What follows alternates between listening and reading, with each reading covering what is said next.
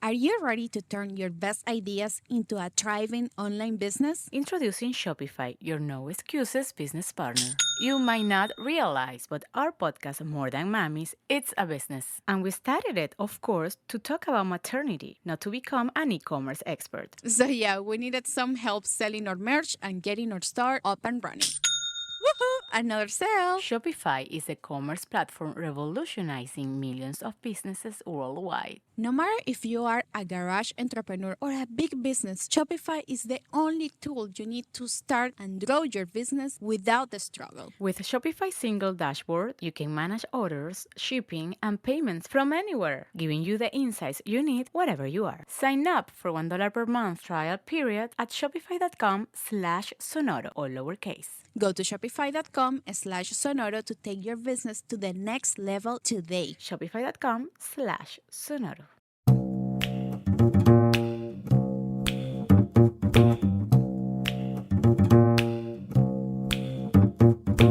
Welcome to episode 56 of the Brown and Black podcast. My name is Jack Rico. And I'm Mike Sargent. And every week we take a look at race and pop culture through a brown and black lens.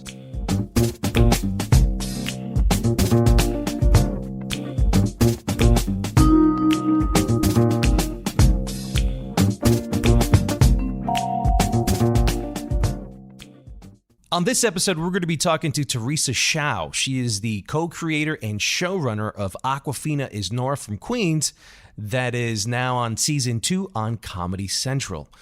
Mike, I had a great chance to talk to Teresa Hsiao. She's Asian, and on the show, we usually do brown and black, but we've started including Asian Americans just simply because of their force within the media and Hollywood and entertainment space, and they're just really coming on strong. So I had a chance to talk with her about mainly how the Asian community feels right now about the on-screen representation that they're going through.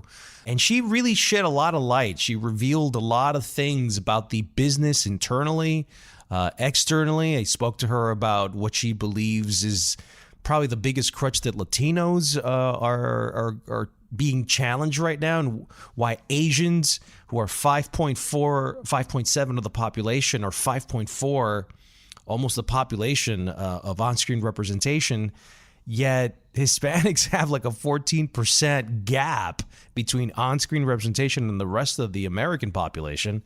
So we talked about, things like that, burden of Asian representation, what comedy today is like, and what's okay to say and what isn't, even for them. So it was a real interesting conversation. You weren't a part of it, and we'll get to that now, because my man's been filming a movie. That's kind of insane, man. So how you been? I haven't spoken to you in a while.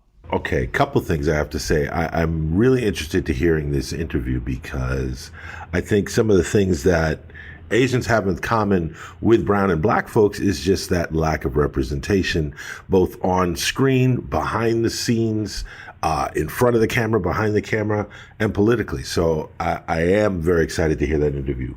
But yes, I have been directing a film. And it's interesting, Jack, because you were asking me before we started recording, you were like, well, where are you? And I said, well, I'm in a hotel in New Jersey where I've been filming this film. And you're like, you never go out. I thought you were doing it for... So the interesting thing about that is that I originally was planning, this was originally going to be sort of a Zoom horror film. I see. It was a Zoom bar, and I was going to be directing it virtually because I had taught a class in film and directed and did the whole class virtually. But can you actually direct a whole film virtually? Is that like a thing? Of course it is. It became a thing. Yes, it is. Yes, you can. Yes, it is. And there have been a number of things. The producer of this film did a whole Broadway play virtually with everybody on green screen. Nobody met. It was called Estella Scrooge, and the whole thing was completely done virtually. So you so this is a horror movie. Tell us more details about this film, because I know it came out on Variety. You got a legendary actor in there, man. Oh man, let me just say, all I will say is it's all about Keith David. Keith David he's just amazing. But yes, we got Keith David, we got Bruce Davison, and definitely some other great actors. And And you're directing, you're co-writing? Well, I'm directing, I'm co-writing, and let's put it this way. I'm not a huge horror fan. So when they came to me with this project, I developed it with the writer and evolved to being more like a H.P. Lovecraft, supernatural science fiction. So, and it's great. We've got some great people working on the film. We've got a legendary effects guy, Vince Gastini, who did, probably people know him from a ton of stuff, but they probably know him most from the work he's done with Darren Aronofsky. Oh, wow. He was most known for the great work he did, or Oscar-nominated work, I believe he did, for Requiem for a Dream, which had amazing makeup. But he's done like all kinds of great stuff, and I have a couple of firsts in the film. You've never seen this effect done before, so. But it's been a lot of fun. It's been a lot of fun to have been teaching, reviewing films, teaching film, interviewing nothing but writers, directors, producers, actors. And then to get back in the chair, as it were, is very, very gratifying. So this is actually the first media outlet, period, to, for us to talk about, other than the announcement that came out in Variety and whatnot. So, yo, man, that's what Brown and Black is all about. Exclusives, kid. Now, talking about exclusives, talk to me. Don't act like you were just sitting home all summer. Tell me what. Yo, man, I've just been staring at the the walls. window for Twiddling your thumbs, right? Twiddling my thumbs. No, man, it's been a busy summer, obviously, for both of us. And Spotify reached out to me and they're like, "Hey, Jack, how are you? We're starting this new Music and Talk Unlocked series. It's a mini series that is about 5 episodes, 5 different subjects. It's about music and talk, which is a feature that they have on Spotify. Spotify ended up buying Anchor, which is a company where you can literally create a podcast from your phone. So they ended up buying them for I don't know how many millions. And one of the great features that they have is that it allows people to be able to kind of become their own, DJs at a FM radio station like they always wanted to, except instead of having the distribution of Clear Channel Communications or Cox Communications or anything like that, you get to do it from your phone and you have the internet as your distribution. So I think they wanted to kind of push that, and they were like, "Hey, let's come up with a brand new series. And we'll kind of promote these features with these, guests that we get to pick." So one of the subjects that they wanted to pick was Latinx.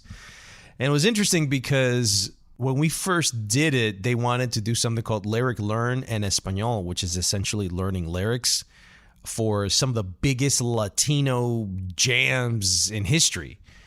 And we tried to do it, but just wasn't working out well. So we ended up scratching that. And then they came back to me and essentially said, "Look, we're going to rewrite the whole script for a brand new concept." And the concept is essentially, it's called Beat by Beat. It's on Music and Talk Unlocked on Spotify exclusively. And Beat by Beat is a deconstruction of a particular song, where we contextualize historically what these songs meant to the global culture at large. And, what it means for Latino music and Spanish language music and languages and cultures, throughout the world. And it was like a little explainer on how big these songs are and what they truly represent, not just for Latinos, but outside of that. So we ended up recording it, man. There's like a whole team behind it. We did everything virtually. I was in Kerhonkson in New York, and we did everything through Zoom. Every time they was like, "Hey, can we redo that part?" It was all done through video chat, and it was an incredible experience. And then they edited, they're mass marketing it. It's been great. Those types. I mean, I think when you get into the podcast business or any business in general, if you're ambitious, you want to get to the top of that industry.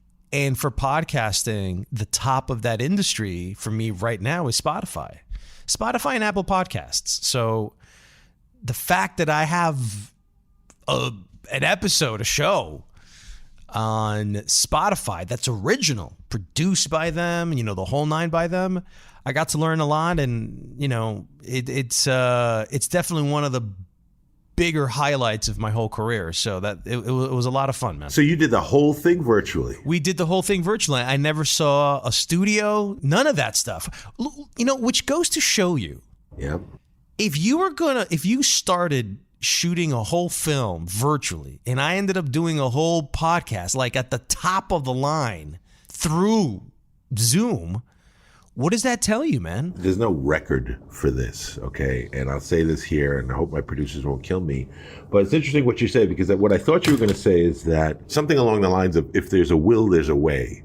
So, leaning back into the interview, you could complain that there's a lack of Latino representation, a lack of Asian representation on film, television, and just complain. Or you could create something, and that's your career. Your career is that you're going to change these things. So yes, I totally understand. I love the idea of what you're saying. Like, they tried it didn't work. They came back with actually what sounds like a better idea. But man, now it sounds cool, man. Like 4-quadrant audiences, anybody can listen to that. It's not just for people who don't know the language. Like, this is straight up for anybody who has heard the song and just wants to understand the breakdown of how that song was birthed, how it was created. So this has been an interesting summer. Oh, by the way, shout out to Josh, our editor, and he's been my assistant on set every day. Look at that. So Joshua Tirado edits our show. We mention him at the end of every show on the outro. So he's a student at Montclair State University, program director of the year, college radio of the year. Award-winning program director. Award-winning, and just got nominated again, the college radio station. So, the dude's going up, and now he's on a movie set. So what better experience for a guy like Josh? It's been a great summer.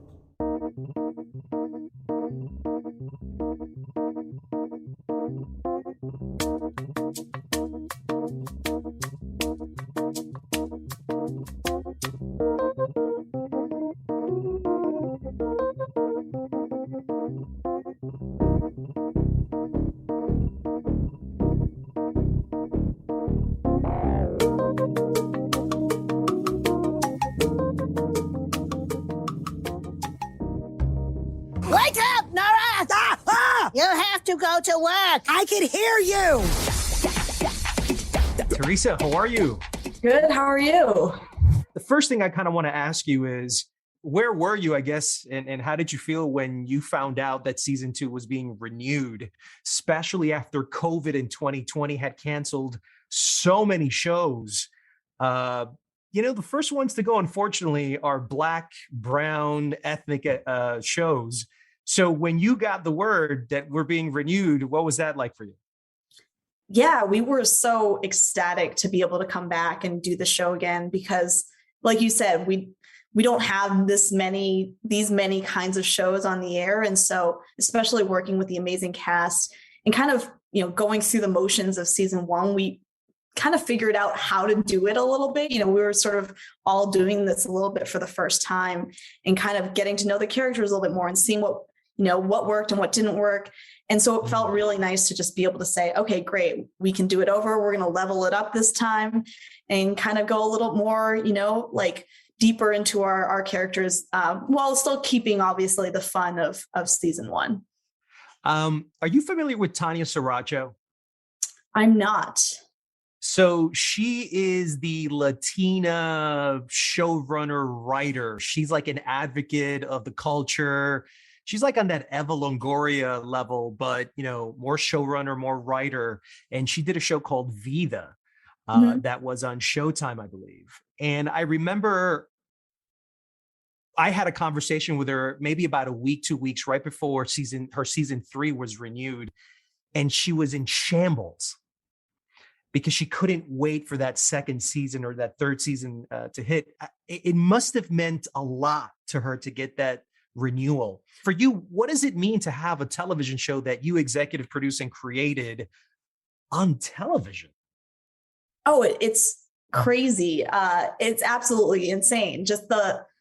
There's a lot of it that I think even when we sort of initially got the green light of just being like, oh my goodness, it's really happening. And then feeling the weight of the community on your shoulders and everyone really thinking about and looking at this and being like, it's going to be under the microscope because anything like this is. But then realizing as we got into it and as we were trying to tell the stories of like, all right, this isn't a burden of, hey, represent the entire community, because we're never going to be able to do that. And that's an insane thing. You've accepted that. You've accepted that. Yeah. And I think, like the diaspora is large. We can't say we're going to represent everyone. What we can do is say, hey, we want to make a really fun show that we want to watch that is going to like make you laugh out loud and make you embarrassed and make you cringe and make you be like, oh, I can't show this to my parents. That's kind of the show that we were like, okay, we would love to make this because we never saw this growing up as well. Like we didn't see characters like this growing up. So for sure, there is a lot of pressure on that of when there aren't that many other shows like you of being like, oh God, I hope people like it.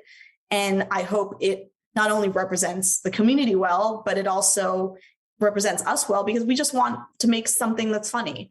And there's definitely, like the added pressure of just being one of the only ones. But I think luckily, even from when we started, we shot the pilot in 2018, it's changing a lot, so being able to see way more TV shows that have Asian American casts, people of color casts, and it feels like there's a tide that's shifting, hopefully, but a slow moving tide for sure that's long overdue. So 2018 Awkwafina is released to the world, and so much has happened in the last 3 years. What were you guys going for in this particular season? Is it all bubbled up in 2018 and sort of a continuation of her life from that universe? Or are we seeing dynamics change completely in this season? Yeah, so we shot the pilot in 2018, but then we shot the rest of season 1 in 2019. So it actually, and then it aired kind of the first month in January 2020. So we're kind of playing season 2 as we're starting off as if we were back in 2019, sort of like the winter of 2019. So we're starting off, it's pre-pandemic. So we're not really mentioning the pandemic at all in the first few episodes. And kind of just, it was nice to not have to think about that while we were shooting season 2 and think about like, oh my goodness, how do we deal with this? Because it was something that, at least from my perspective, I didn't want to go back to and didn't want to see, in entirety of a TV show, at least. It's interesting because I think a lot of people would have been like, oh my God, we're going to be completely tone deaf if we don't mention what happened in 2020. Maybe we should do some reshoots. Maybe we should get the band back together to kind of, rewrite a couple of scenes. Was that ever even an idea? We actually do kind of address, sort of later on in the season, we do address the pandemic and kind of, especially in the timeline of the show happening a few sort of months after season 1, which was technically in 2019, we do sort of address it. But it was kind of a topic that was discussed of, what do we do? Do we just like not have it in our world at all? And I think just because our show, it is such a real show, it's really like authentic to our characters and the world, and especially being an Asian American show, we felt like we, had a responsibility of kind of saying, okay, this thing happened, and not really putting a heavy hand to it at all. But sort of later in the season, there was kind of allusions to, that whole life. And, that was a tough decision. I think we had a lot of conversation of like whether or not we do it, maybe wanting to stay away from it. And there was always kind of the fine balance of, you don't want to, again, we're a comedy, we're trying to make people laugh. But at the same time, there are some real issues, that we all went through last year and especially are still going through that need to be addressed. And especially with the platform that we have and being one of the only few Asian American shows out there, that we felt like we needed to hit.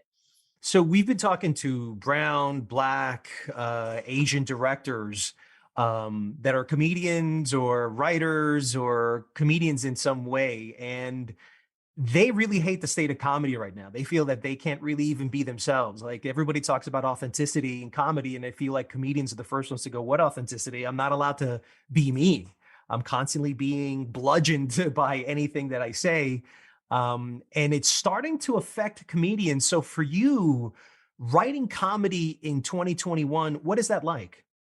Yeah, it's interesting. I feel like weirdly the stuff that we're writing now, especially because we're having this platform, we're able to do it. Like it does feel there's an extent of, yes, you don't want to say the wrong thing because then you're going to get canceled and all of a sudden your whole world's going to end. But at the same time, there's also this nice thing of like, hey, there are some jokes that were never okay. And I've been in a lot of writers' rooms where like you just hear things, then you're like, you just have to go with it because it's just comedy. Like that's just a joke, relax. And I think the nice thing about the current environment is that like there are things that you're just like, I don't think this was ever a joke. It was just kind of more shock value than a joke, and kind of redefining what it means to be funny and what comedy is in essence is. And yeah, I think there's part of it that's just like, oh my gosh, PC culture, like we can't say these things. That's terrible. But then there's also part of it that's just like, hey, we can all of a sudden show more people who have never gotten this kind of platform at all ever. And then there's sort of redefining what it means to be funny. Like we don't necessarily have to just go crazy insane and say like offensive things for it to be funny. Cause I've definitely worked on many shows where it was just like, hey, say the most offensive thing and that's a joke. How would you describe the comedy of Awkwafina? I feel it's very unique and I have not been able to articulate it. So why not ask the creator? How would you describe the humor, not necessarily of just Awkwafina, of Nora, but the humor of the show itself? Yeah, it's funny that you say you can't really describe it either, because I think it's wacky but grounded, and there are insane elements, but I think it's all very heartfelt in a strange way. Like we're raunchy, but we also really like try to be smart. And I think that we're oxymorons in every single aspect of it, because I think there are so many elements of, like, for instance, in season 1, you have an episode of her queefing and you think, well, that's just, this is like insane. And this is just this kind of like lowbrow humor. But at the same time, it was like deep down inside, like we're also commenting on the state of like musicians and like, women's bodies, and kind of like accepting that and being really open to that. And so I think there's this kind of nice dichotomy that we try, and we mostly go on like the sort of other end of things of like, we just want to make it funny, but we really try to make it have a thought behind it that actually is maybe a little bit makes it a little bit more real and a little bit more okay for us to just do our normal fart jokes that you might see on any other thing. So for you, lowbrow comedy versus highbrow comedy, who is this comedy for? Who's the target audience? I look at us as a show that some people might say, oh, I just love watching it. I wouldn't, but it's not like a guilty pleasure that you love watching. I think we're just trying to kind of be authentic to like who she is and her brand of comedy and, what she loves. And I think that that's the fun thing about it. I feel like there's so many comedies that you watch that are like actually really sad and they're really deep and serious. And I'm like, yeah, those are great. They're really fun, but I'm not like happy watching it. And the nice thing about the show that I obviously I'm incredibly biased, but I watch it and I feel happy. And I think so much of that is to do with, Nora and the cast and just people that you want to watch. You root for them, I root for Lori every single day, like just seeing her on screen and knowing what she's been through and being able to put her on a TV show and knowing how proud she is and how much she loves the show. It's really, really sweet. And so really proud of that. Teresa, what was your adventure? What was your life's journey like? What was that adventure like from the moment that you decided to become a TV writer to where you are now? It was a really kind of circuitous path, I think, because I started off with the very kind of like Asian oriented mind of let's do the thing that like, that is like safe, that makes you money, that your parents would be proud of. And I was basically going to be an investment banker. And I spent a summer at Lehman Brothers in 2006, where I worked in this equity research group and putting buy ratings on JP Morgan and Bear Stearns and all these companies that in a year and a half went bankrupt and triggered a $700 billion government bailout. So I was in this kind of like financy path and realized, I was like, I don't like this. This is not something that I like or want to do. And I was working in finance at NBC Universal because I wanted to be near the entertainment business. And I was like writing jokes for the finance newsletter, it was like, well, what am I even doing? What is this? This is such a weird thing. And then just kind of decided, hey, I have to take the leap at some point. You can't just like think about doing the thing. You should actually try and do it. And so that was kind of the path where I was writing scripts on the side. I was, doing blogs on the side, but then, kind of getting the scripts in the right hands of people, and then being able to work. My very first job was on Family Guy. So that was a great kind of. Okay. I mean, what does it take to have that as your first job? I mean, from business to writing on a major television show on broadcast television.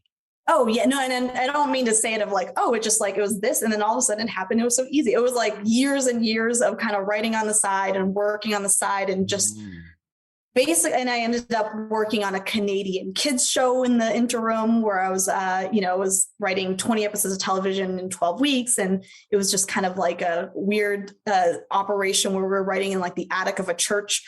So there was definitely like sort of the lean times in between of just, but then I had a script. I had a couple of scripts and ended up basically being able to submit myself, or, I had an agent at the time who submitted me to Family Guy, and they were looking for writers. And then it just, in that sort of staffing season time, I got meetings at a bunch of places, and they were one of the meetings. And so I was able to be hired on that show. But it was absolutely, like you said, it was like you're in single A baseball, and all of a sudden they call you up to play in the major leagues. And you're like, oh my God, am I ready for this? Is this real?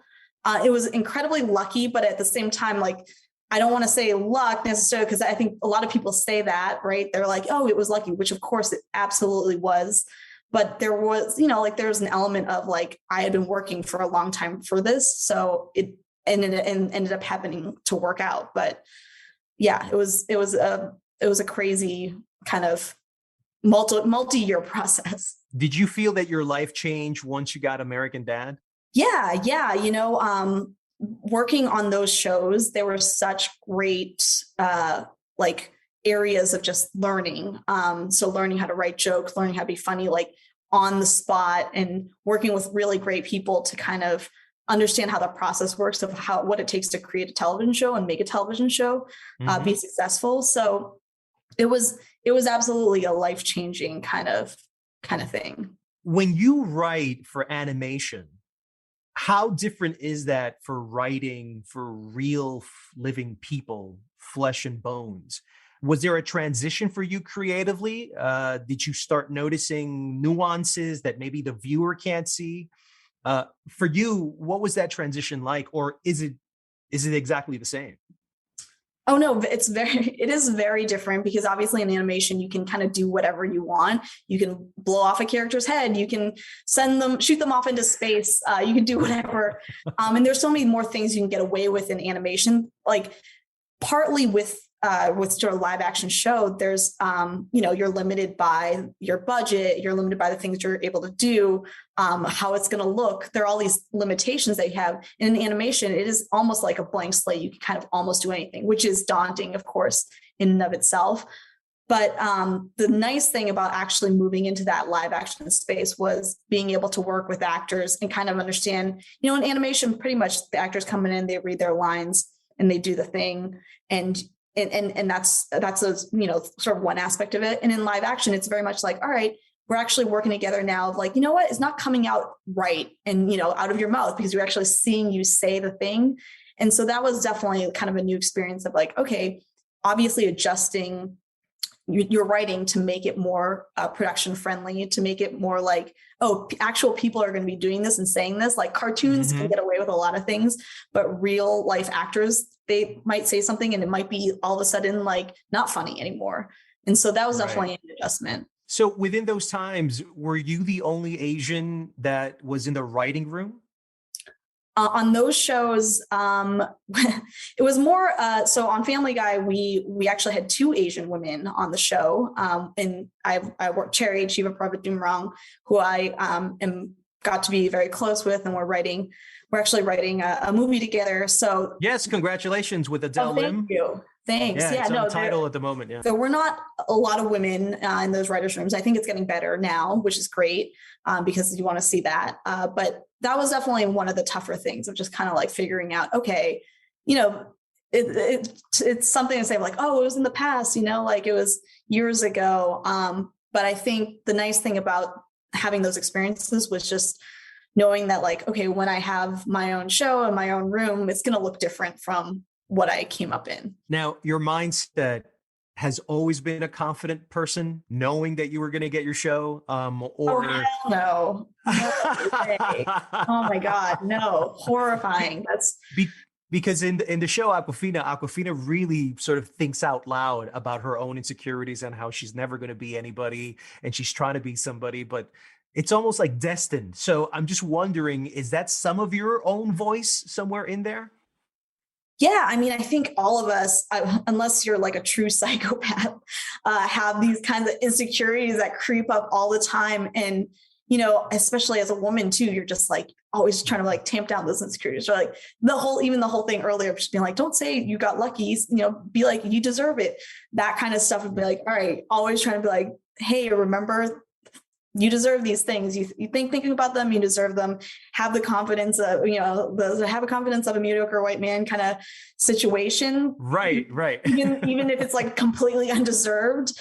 But no, I mean, I think never would have imagined like being able to do the show and kind of be given the reins to actually make the show that we wanted, because we were, we didn't really know what we were doing a little bit. We were kind of just figuring it all out.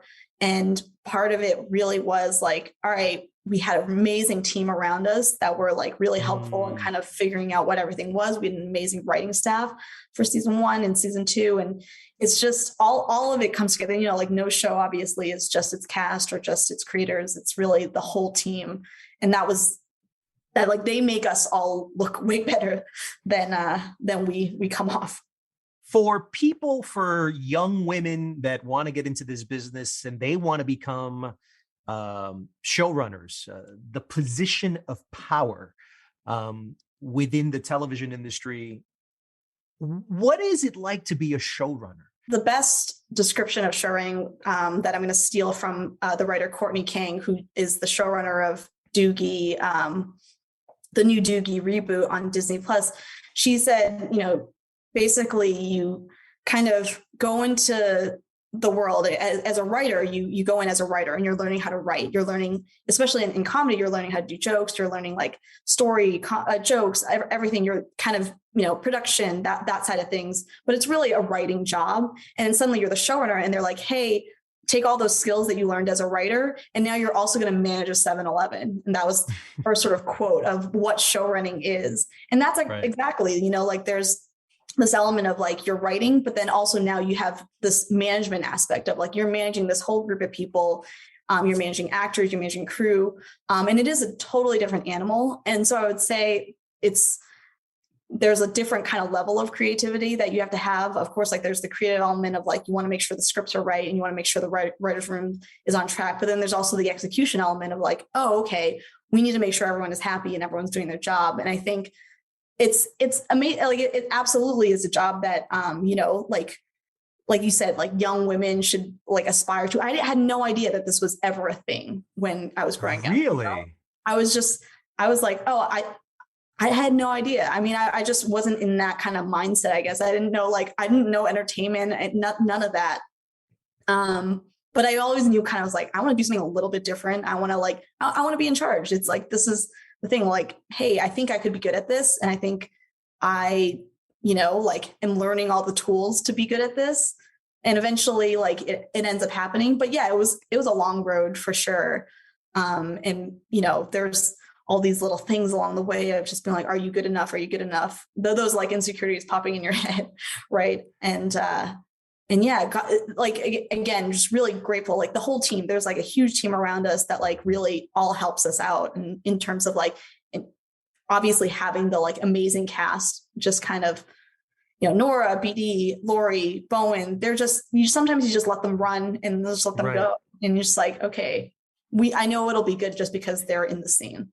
How did you end up meeting Awkwafina? And what was it like? We're besties for the rest of our lives, we're sisters, or was there a period of trying to figure each other out, trusting each other? How did you guys meet?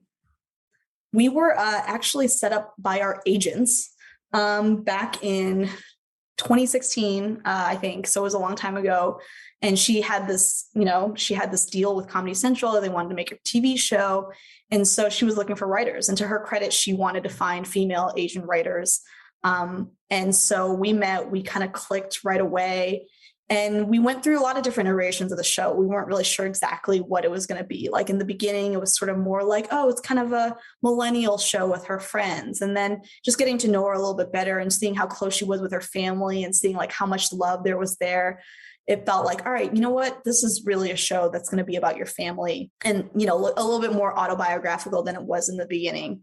And yeah, absolutely. Like, I think from then until now, it's like we met each other like purely professional. And now like we're really close. She's the great thing about her is she is a really great person. She has a great heart. She's a true professional. And it's always a pleasure working with someone like that because, she has this like aura and personality sometimes where you're like, oh, that like, she might just be like a stonery, like spacey person. But it's like, no, she's locked in and she's really smart and she's super fun to work with. Tell me about Bowen Yang. He's had a meteoric rise as of late, and not everybody's sort of catching up with Bowen. What's so special about Bowen from your point of view?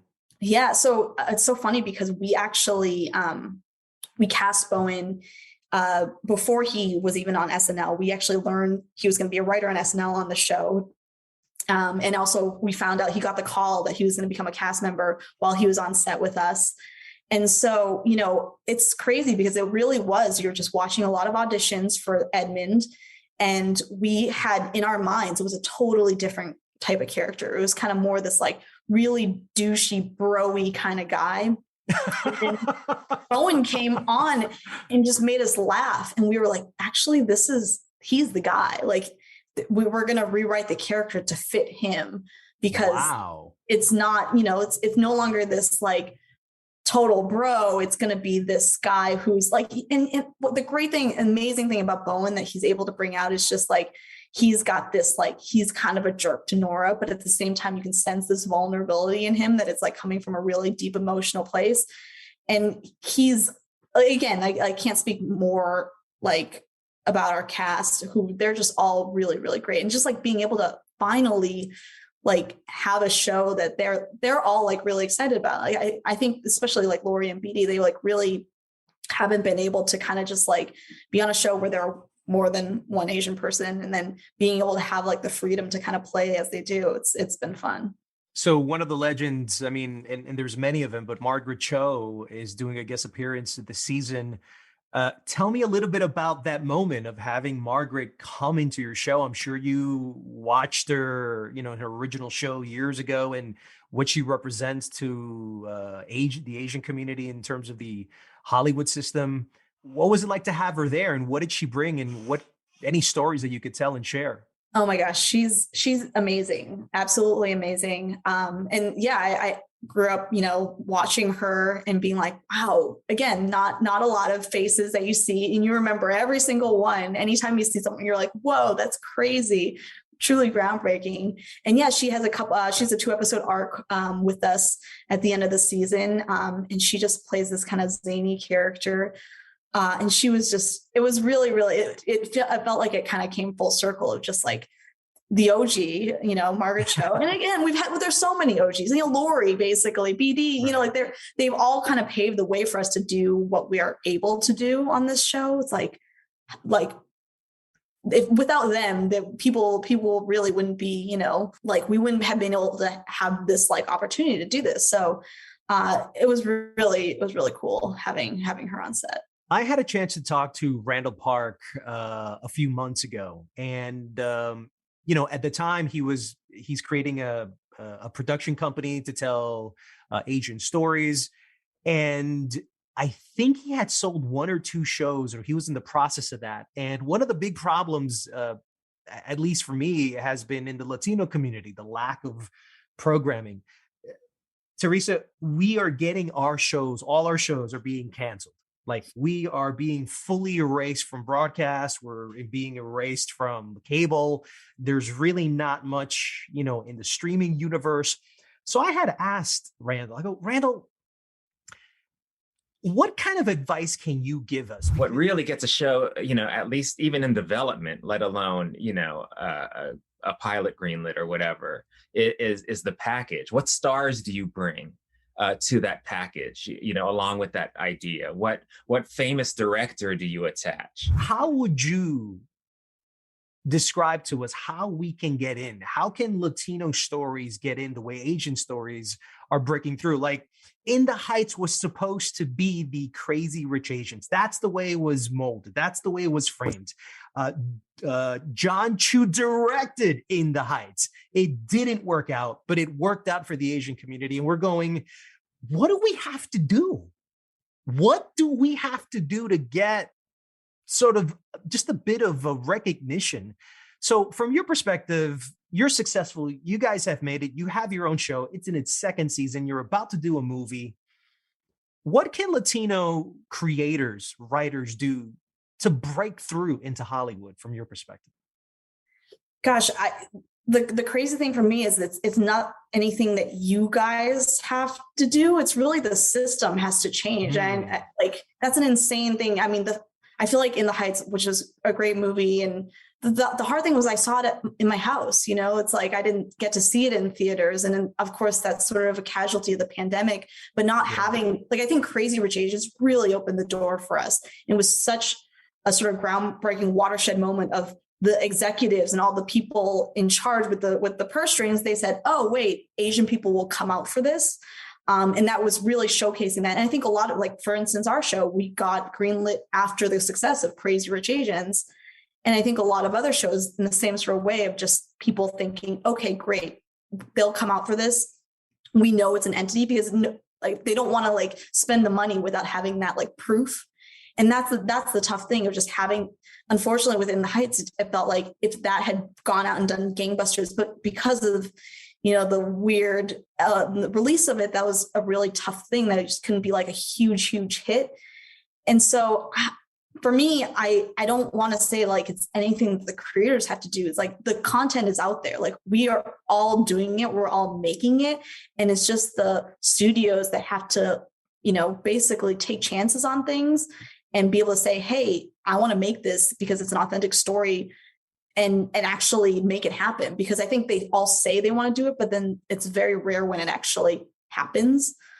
And it is truly insane why we can't have more content. You have 80 shows out there that are all hey, here's the same 2 guys, whatever, doing the same thing. And it's just because they have a track record. It's because they have the experience. Because again, the people in the past that have the experience, they all get to make their own shows, but we don't ever get the experience.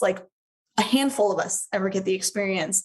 And so they have to take chances on people like us because it's it's not I feel like we are doing it. We're doing the thing. It's just people, unless we get all the billions of dollars and we're able to take chances on our own. Unfortunately, I think that's just kind of weirdly how the system is right now, which is a huge bummer. So you went from banking to writing for animation, to writing for your own show that you showrun, and now you're catapulting over to film, which is the king of all mediums. What has this time been like for you? How are you mentally prepared for this next chapter of your profession? What kind of stories do you want to tell? And can you tell us a little bit about the project that you're doing with Adele? In terms of the sort of next thing, it's just we want to be able to tell more stories featuring Asian American characters that you haven't seen before. We want to sort of stories that we would have wanted to see growing up. And, this movie has been kind of a labor of love for the past few years between me and Cherry, who wrote the movie, and then Adele, who also we would just go into Adele's house and kind of storyboard things, put up Post-it notes on a board and kind of figure out what this movie was. And just, we wanted to make it R-rated and raunchy and something that's super fun and embarrassing that our parents would blush at. And I think that hopefully will be the case. I don't think I will watch it with my parents. But it is really been a blessing, but it is kind of just like you said, like a lucky wave that sort of happened because of the success of one thing that was like, okay, hey, this can usher in a bunch of things. And it's crazy because last year during TCAs, someone actually asked, a reporter asked me the question of like, hey, do you think it's a trend of Asian American things? And I'm like, gosh, I mean, we're like, we've been around. We're not going anywhere. Like a trend right. is low bottom jeans or whatever, high-waisted jeans. Like we're still here. So I think it's kind of the same thing of just things get hot and then they'll ride the wave. And then I don't know. Right. And we're just hoping we're like, okay, well it's not just a wave. Hopefully it'll kind of stay up here. So wanted to see if you can give us some personal recommendations of any TV shows that you've been watching, any books that you've been reading. Book recommendation is Minor Feelings by Kathy Park Hong.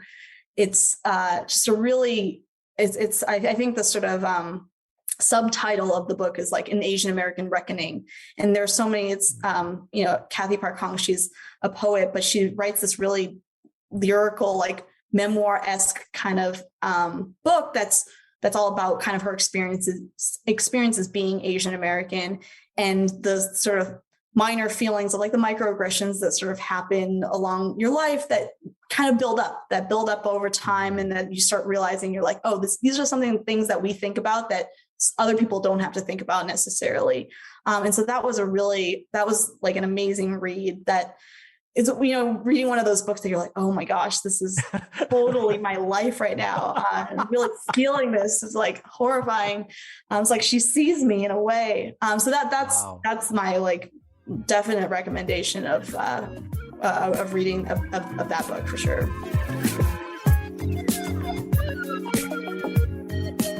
That's it for this 56th episode of Brown and Black. We'd like to thank Teresa Hsiao for joining us on the show. If you would like to support this podcast, please subscribe and leave a review. Your help will allow us to be heard by many more people. This episode was edited by the award-winning Joshua Tirado, who's on a movie set right now. You can follow our comments and opinions on Brown Black Podcast on Twitter, Instagram, Facebook, and YouTube, where you can actually catch the video version of this interview with Teresa Hsiao. We'll see you on the next episode of Brown and Black.